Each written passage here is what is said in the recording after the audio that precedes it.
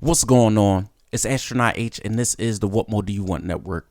Now, in this video, you obviously read the description, and we all owe, well, not we, but I believe Russell Westbrook deserves an apology from not only sports fans, NBA analysts, and guys in that field, right? Because, before his resurgence from the bench, Russell Westbrook was getting talked down bad. I heard one analyst say, it's time for Russ to hang it up. The Lakers should just send him home. It's not going to work.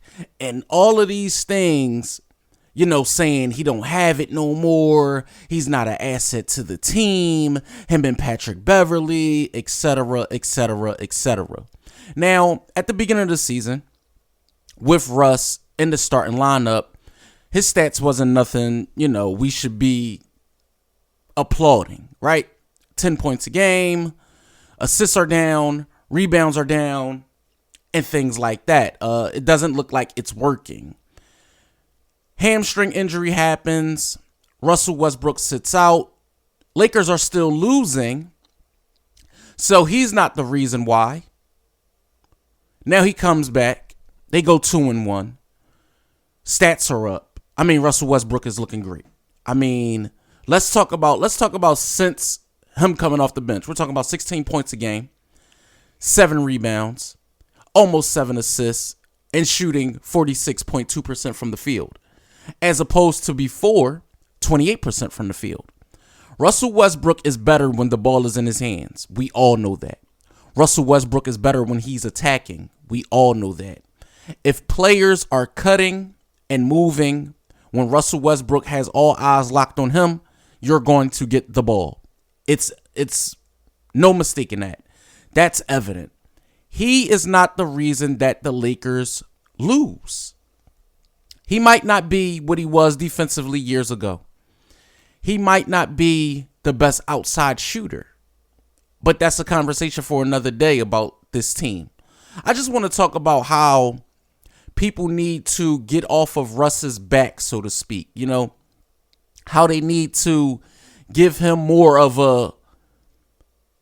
a just due instead of saying what he's not doing. Let's talk about what he is doing.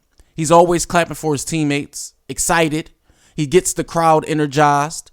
He's the spark off the bench for the Lakers. They didn't have one prior to him going to the bench.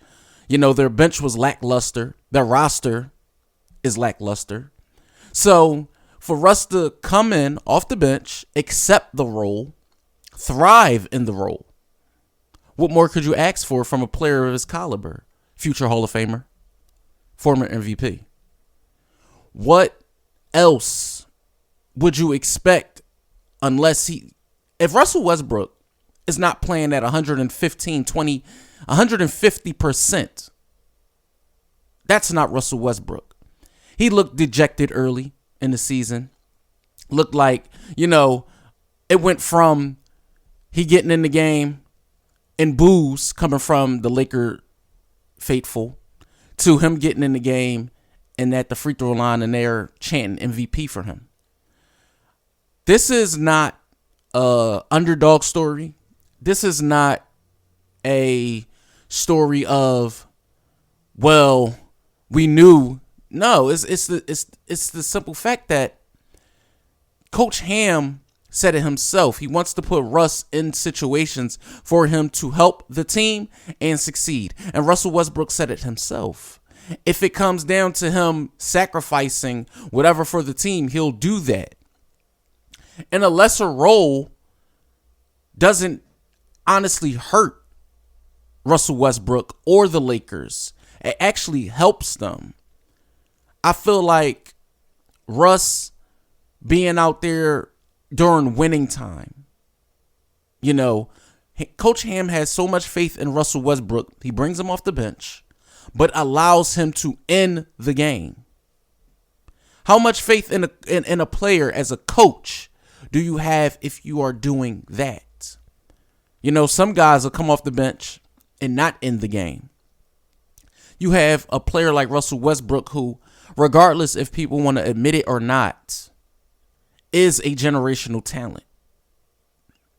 You know, nobody plays with the same intensity. We're talking about a guy who for years, not one, not two, for years, averaged a triple-double. Something that in the modern era of basketball, people thought would never happen except for Oscar Robertson. So for Russell Westbrook to be at this point in his career, you know, closer to 40 than he is 30, but still be able to maximize on opportunities when given, to be able to help a team, even though, you know, the Lakers don't have the best record in the league, even though they are a bottom 5 team in the West,